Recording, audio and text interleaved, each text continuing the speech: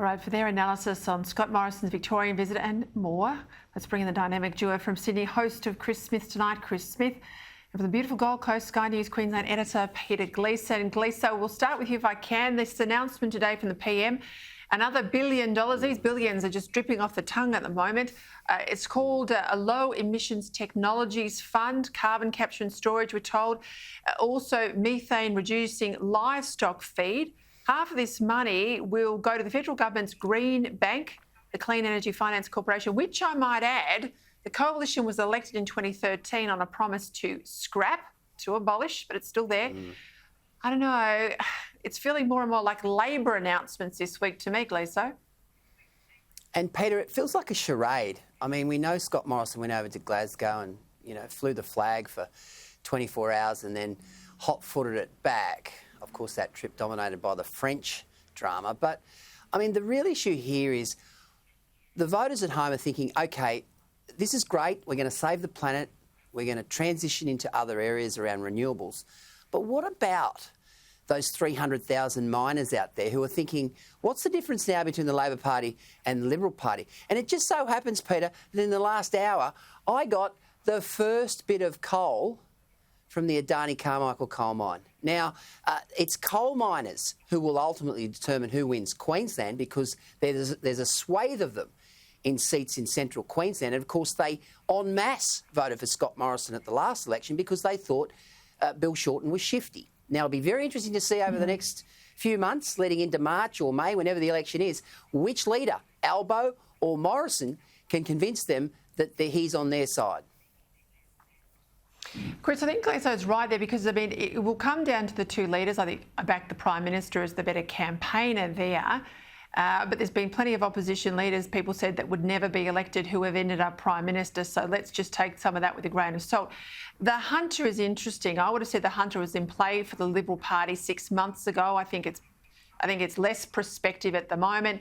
And I think the PM, a great speech today at breakfast in Victoria this morning with the Chamber of Commerce. But he's got a fair amount of ground to cover, doesn't he, and pick up. Yeah, like I tell you what, there were aspects of this week already, and we're only on Wednesday, that looked like one of the preceding weeks leading up to the election where Bill Shorten did exactly what Scott Morrison did, like driving trucks and driving electric cars and talking about electric infrastructure that has to be laid and carbon capture and storage, which of course we know is a dud. Gee, I tell you what, there were shades of Bill Shorten already this week, and there's no difference between the sides. And you think about how Albo has to play this game.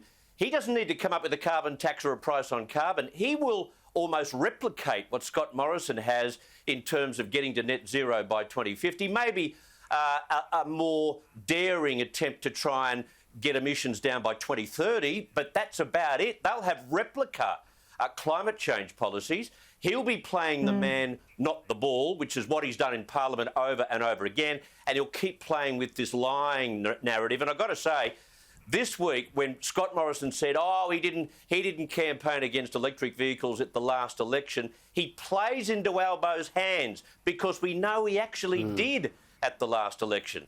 So, I don't know. It's not looking too flash. And Gleeso, this is the risk I think that Morrison has. All they need to do is run an ad using his own words right across the board, 2050 electric cars and more at the next election. And it's not so much about the content of electric cars or the negation of 2050 last time round, but embrace of it this time round. It's, can you trust the Prime Minister? Is his commitments worth what they're meant to be one election to the next? It comes down to the integrity and the trust you have in the leader. And I think that's where the PM, throughout all of this, I think going back even to the fires, is perhaps the most vulnerable. I agree. And look, at the end of the day, people often vote based on the economy, and I think that they'll obviously push the economy very, very strongly because the rebound from the pandemic has been quite spectacular. He'll also push the health narrative that we kept you safe. But at the end of the day, people, as Paul Keating said, or Jack Lang, whoever it was, always back self-interest because it's trying. And when you've got coal miners and you've got people in small business going broke or not having jobs because of certain government policy, or at least the perception of certain government policy. It's an issue for the coalition. Well, let's go to Sydney if we can. Chris, you're the Sydney sider here with us tonight. What's your view on this whole inner west tram debacle? The cracking on this line, they're telling us is so bad, the tram is going to be, or the trams are out of action for 18 months. If it's 18 months, well, they're telling it to be a lot longer than that. People upset. What are you hearing? Look, I don't know whether it'll be 18 months. My information is that it will be at least 12. So we're talking about the latter end of 2022 when they get that inner west system back on track. But it's a little bit more than that.